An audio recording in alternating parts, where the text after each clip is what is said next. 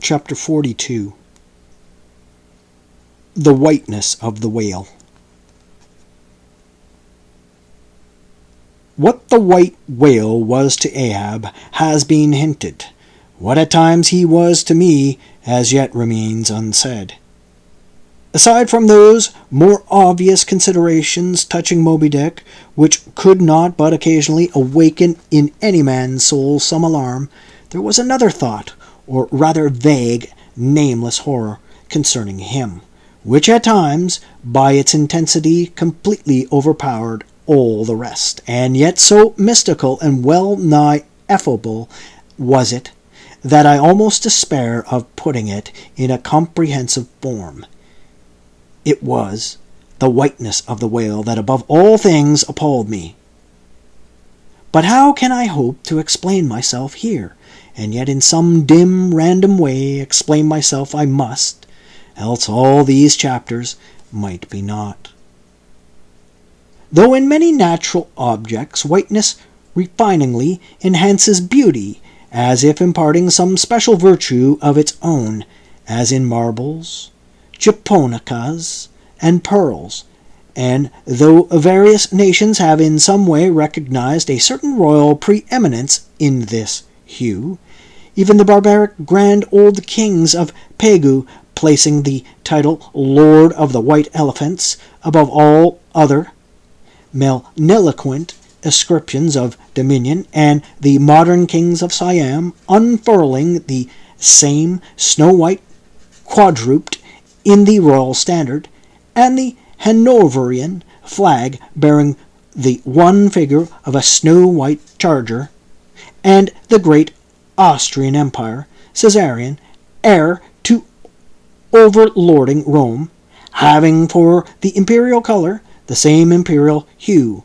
and though this preeminence in it applies to the human race itself, giving the white man ideal mastership over every dusky tribe, and though, besides all this, whiteness has been even made significant of gladness, for among the Romans a white stone marked a joyful day, and though in other mortal sympathies and symbolizings, this same hue is made the emblem of many touching noble things, the innocence of brides, the benignity of age. Though among the red men of America, the giving of a white belt of wampum was the deepest pledge of honor, though in many climes, whiteness typifies the majesty of justice in the ermine of the judge, and contributes to the daily state of kings and queens drawn by milk-white steeds, though even in the higher mysteries of the most august religions it has been made the symbol of the divine spotlessness and power by the Persian fire-worshippers, the white-forked flame being held the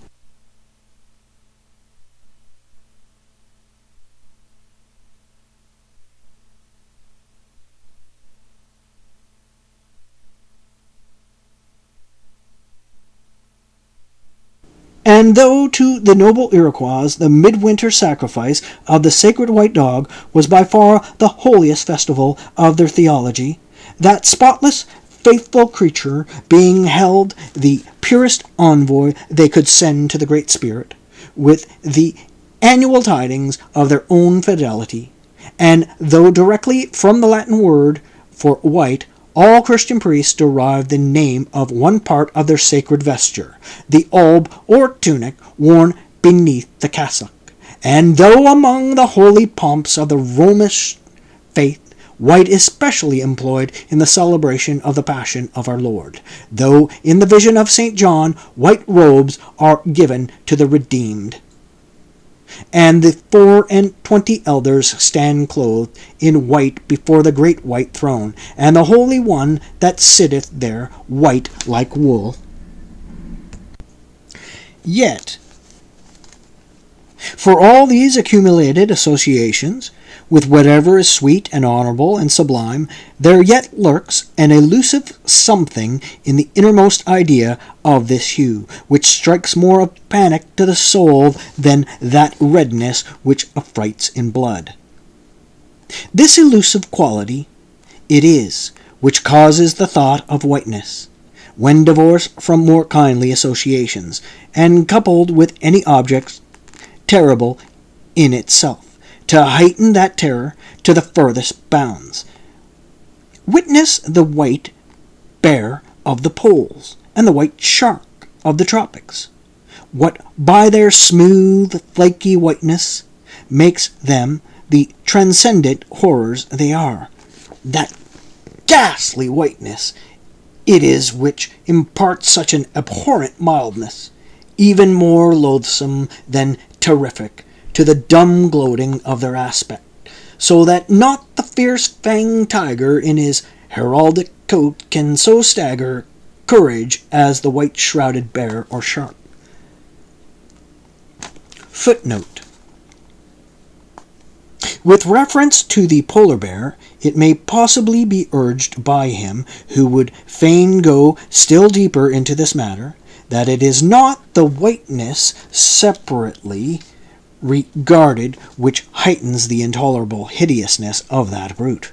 For analyzed, that heightened hideousness, it might be said, only arises from the circumstance that the irresponsible ferociousness of the creature stands invested in the fleece of celestial innocence and love, and hence, by bringing together two such opposite emotions in our minds, the polar bear frightens us with so unnatural a contrast. But even assuming all this to be true, yet were it not for the whiteness, you would not have that intensified terror.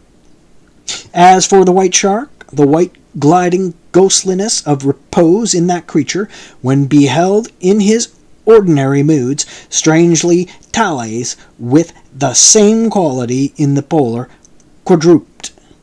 This peculiarity is most vividly hit by the French in the name they bestow upon that fish.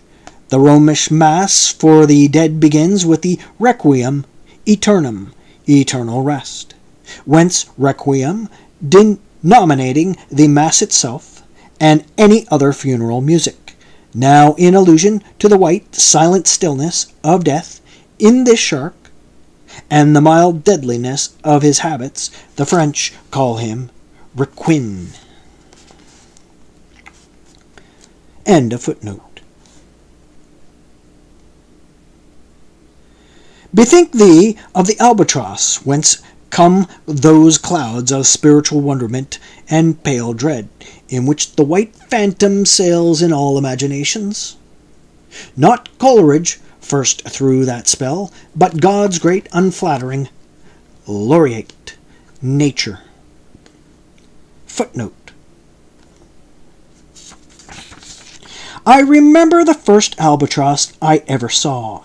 It was during a prolonged gale, in waters hard upon the Antarctic seas. From my forenoon watch below, I ascended to the overclouded deck, and there, dashed upon the main hatches, I saw a regal feathery thing of unspotted whiteness, and with a hooked Roman bill sublime at intervals. It arched forth its vast archangel wings as if to embrace some holy ark. Wondrous flutterings and throbbings shook it, though bodily unharmed. It uttered cries as some king's ghost in supernatural distress. Through its inexpressible, strange eyes, methought I peeped to secrets which took hold of God. As Abraham before the angels, I bowed myself. The white thing was so white, its wings so wide, and in those for ever exiled waters, I had lost the miserable warping memories of traditions and of towns.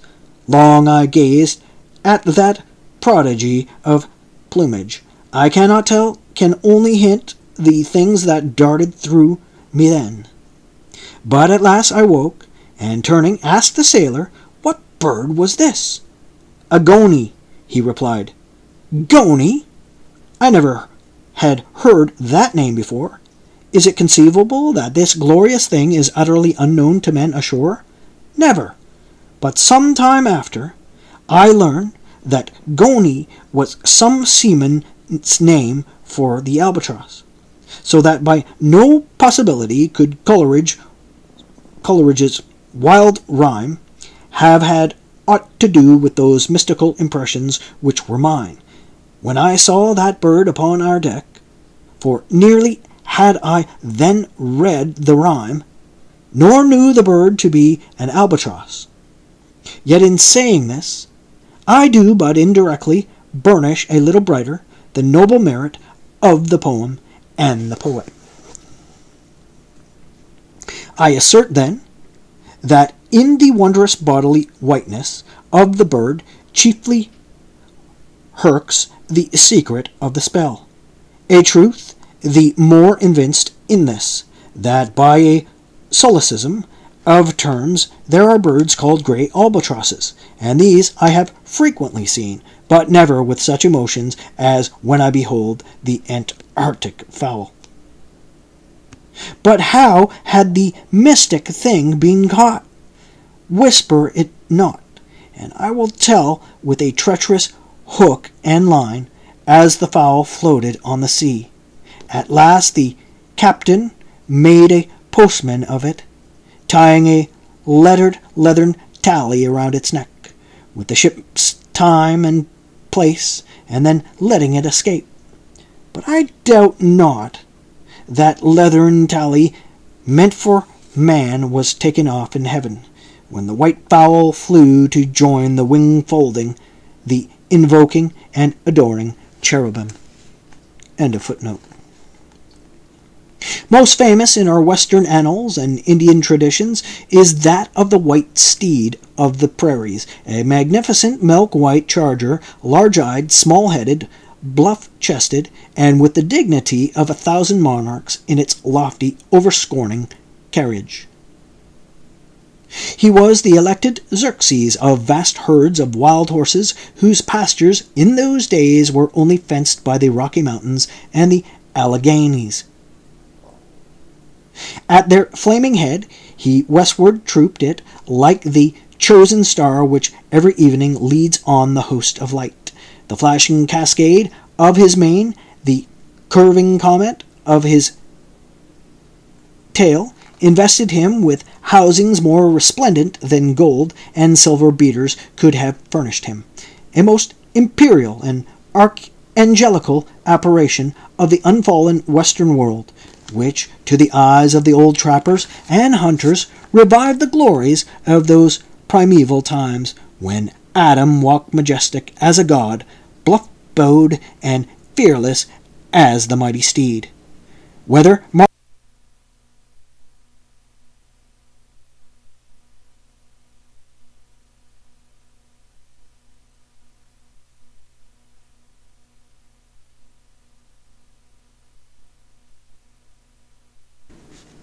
marching amid his aides and marshals in the van of countless cohorts that endlessly streamed it over the plains, like an Ohio, or whether with his circumambient subjects browsing all around at the horizon, the white steed gallopingly reviewed them with warm nostrils, reddening through his cool milkiness, in whatever aspect he presented himself.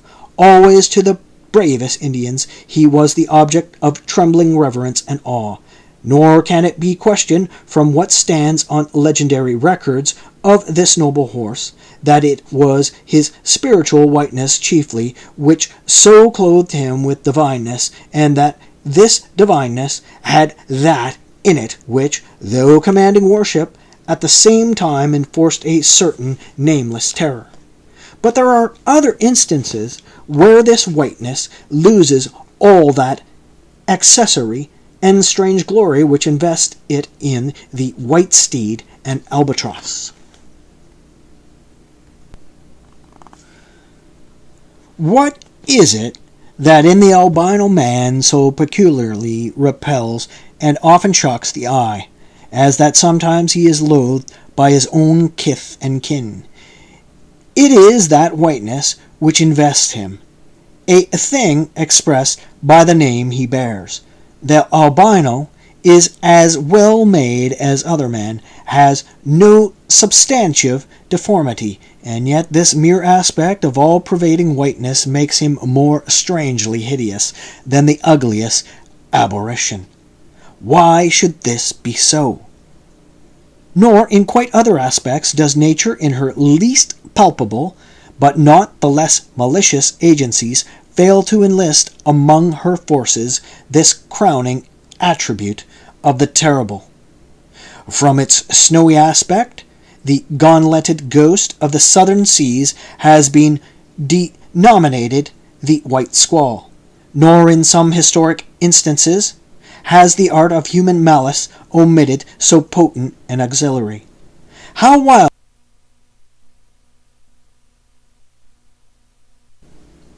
wildly it heightens the effect of that passage in Froissart when masked in the snowy symbol of their faction, the desperate white hoods of gent murder, their bailiff in the marketplace.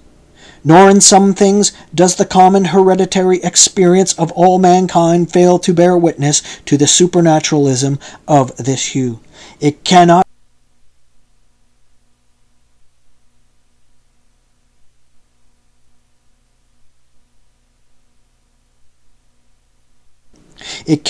well be doubted that the one visible quality in the aspect of the dead which most appeals the gazer is the marble pallor lingering there, as if indeed the pallor were as such like the badge of consternation in the other world, as of mortal trepidation here.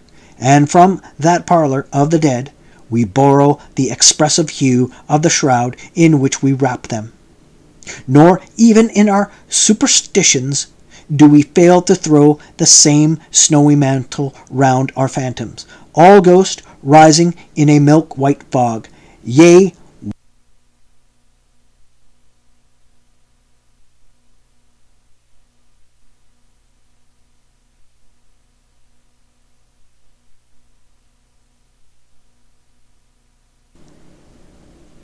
while these terrors seize us, let us add that even the King of Terrors, when personified by the evangelist, rides on his pallid horse.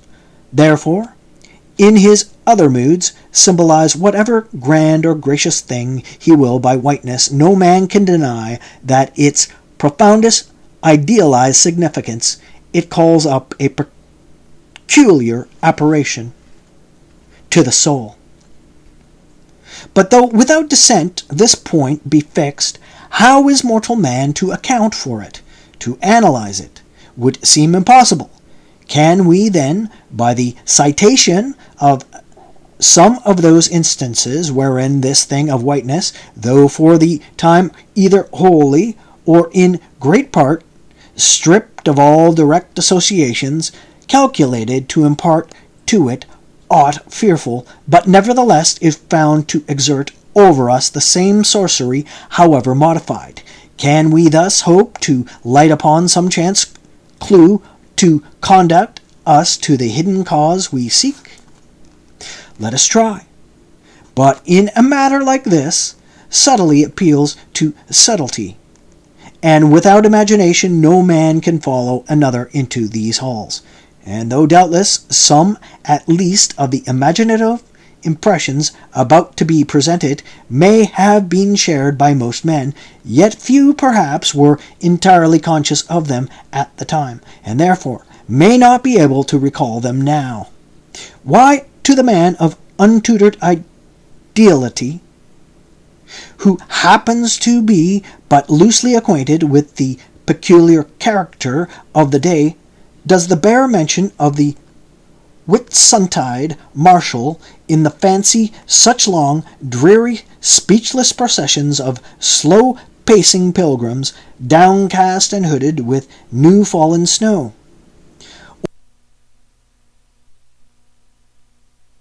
Or to the unread, unsophisticated Protestant of the middle American states, why does the passing mention of a whale, friar, or a white nun evoke such an eyeless statue in the soul? Or what is there apart from the traditions of dungeon warriors and kings, which will not wholly account for it, that makes the White Tower of London tell so much more strongly of the imagination of an untravelled American than those other storied structures, its neighbours? The Byward Tower, or even the Bloody.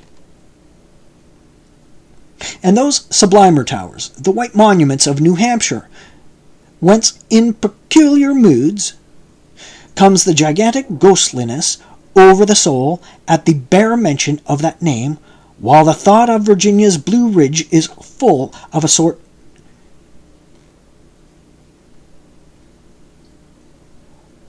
and those sublimer towers, the white mountains of New Hampshire, whence in peculiar moods comes the gigantic ghostliness over the soul at the bare mention of that name, while the thought of Virginia's Blue Ridge is full of a soft, dewy, distant dreaminess. Or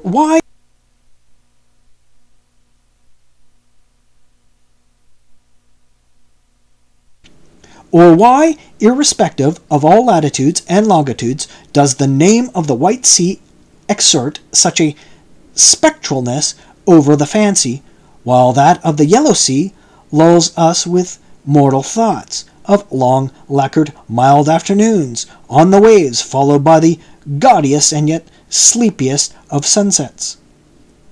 Or, to choose a wholly unsubstantial instance purely addressed to the fancy, why in reading of the old fairy tales of Central Europe does the tall pale man of the Hartz forest, whose changeless pallor unrustingly glides through the green of the groves, why is this phantom more terrible than all the whooping imps of the Blocksberg? Nor is it altogether the remembrance of her cathedral toppling earthquakes, nor the stampedos of her frantic seas, nor the tearlessness of arid skies that never rain, nor the sight of her wide field of leaning spires, wrenched copestones, and crosses all adroop, like canted yards of anchored fleets, and her suburban avenues of house walls lying over upon each other as a tossed pack of cards. It is not these things alone that make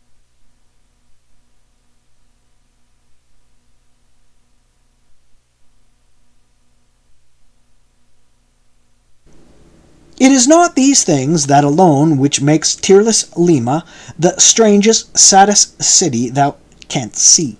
For Lima has taken the white veil, and there is a higher horror in this whiteness of her woe.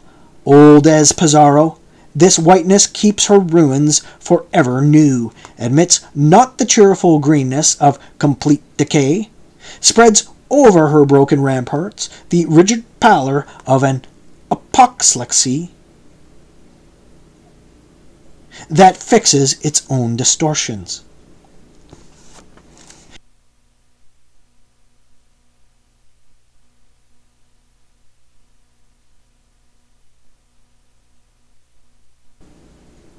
I know that, to the common apprehension, this phenomenon of whiteness is not confessed to be the prime agent in exaggerating the terror of objects otherwise terrible, nor to the unimaginative mind is there aught of terror in those appearances whose awfulness to another mind almost solely consists in the one phenomenon, especially when exhibited under any form at all approaching to muteness or universality.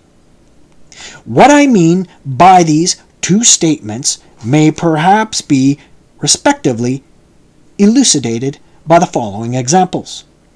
First, the mariner, when drawing nigh the coast of foreign lands, if by night he hears the roar of breakers, starts to vigilance, and feels just enough of trepidation to sharpen all his faculties.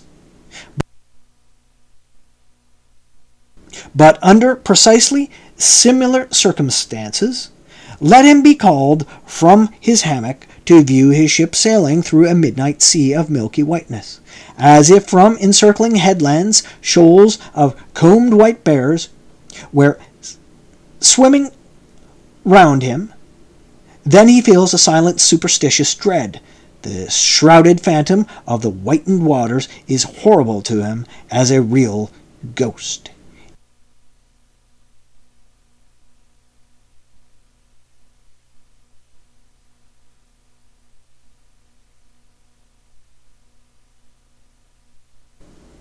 In vain the lead assures him he is still off soundings. Heart and helm they both go down. He never rests till blue water is under him again. Yet where is the mariner? Who will tell thee? Sir, it was not so much the fear of striking hidden rocks as the fear of that hideous whiteness that so stirred me.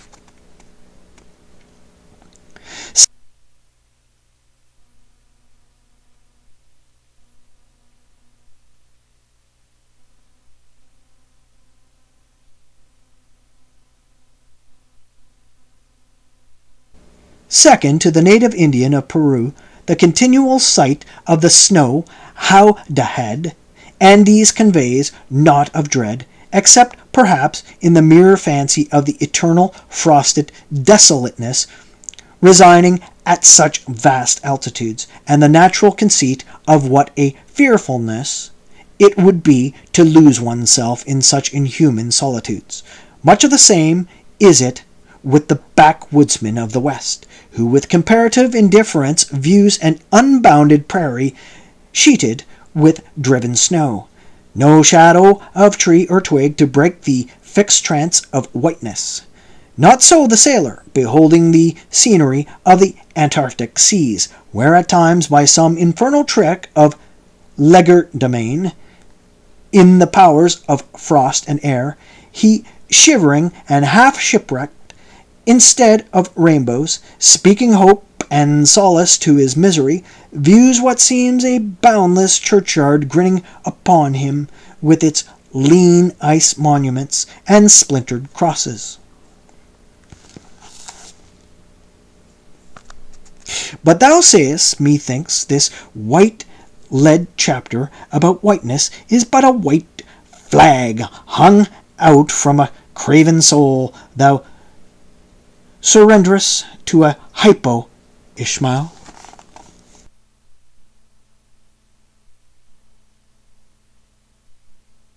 Young colt foaled in some peaceful valley of Vermont, far removed from all beasts of prey.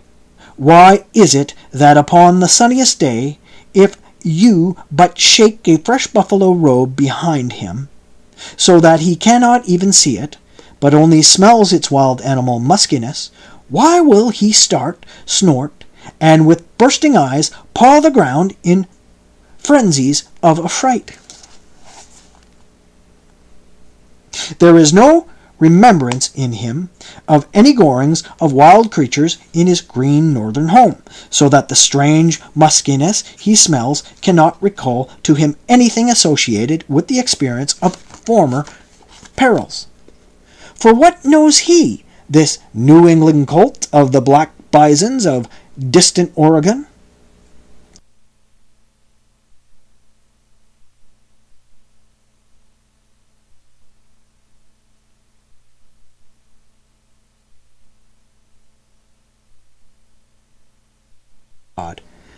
No, but here thou beholdest, even in a dumb brute, the instinct of the knowledge of the demonism in the world.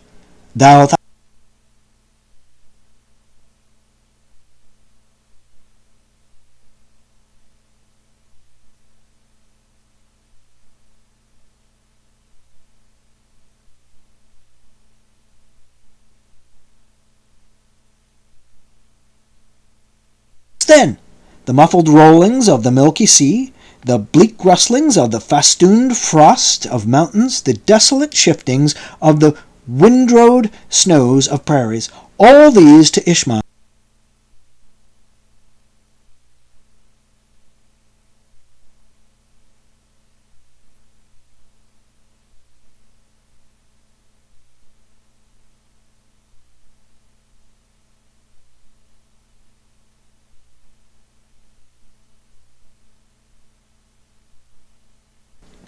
though thousands of miles from Oregon, Still, when he smells that savage musk, the rending, goring bison herds are as present as to the deserted wildfowl of the prairies, which this instant they may be trampling into dust.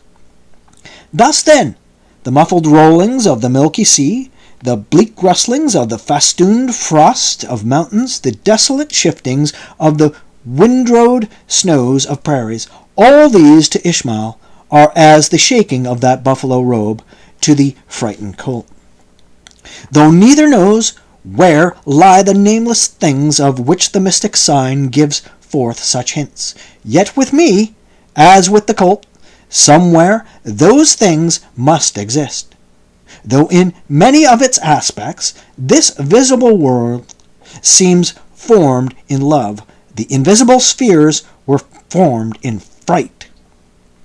But not yet have we solved the incantation of this whiteness, and learned why it appalls with such power to the soul, and more strange and far more portentous, why, as we have seen, it is at once the most meaning symbol of spiritual things, nay, the very veil of the Christian's deity, and yet should be, as it is, the intensifying agent in things the most appalling to mankind.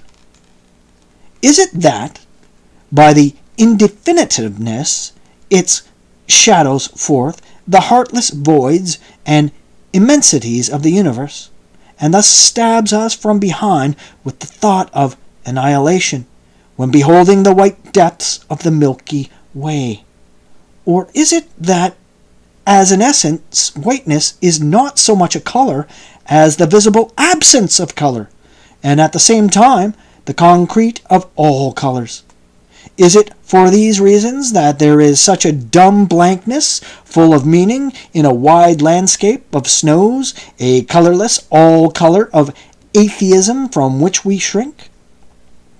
And when we consider that other theory of the natural philosophers, that all other earthly hues, every stately or lovely emblazoning, the sweet tinges of sunset skies and woods, yea, and the gilded velvets of butterflies and the butterfly cheeks of young girls, all these are but subtle deceits, not actually inherent in substances, but only laid on from without, so that all deified nature absolutely paints like the harlot, whose allurements cover nothing but the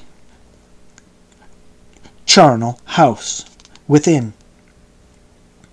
And when we proceed further, and consider that the mystical cosmetic which produces every one of her hues, the great principle of light, forever remains white or colorless in itself, and if operating within medium upon matter, would touch all objects, even tulips and roses, with its own blank tinge. Pondering all this, the palsied universe lies before us a leper, and like willful travelers in Lapland, who refuse to wear colored and coloring glasses upon their eyes, so the wretched infidel gazes himself blind at the monumental white shroud that wraps all the prospect around him.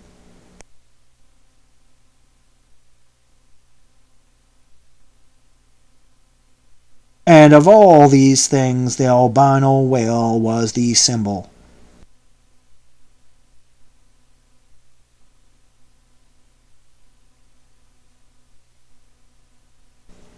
Wonder ye then at the fiery hunt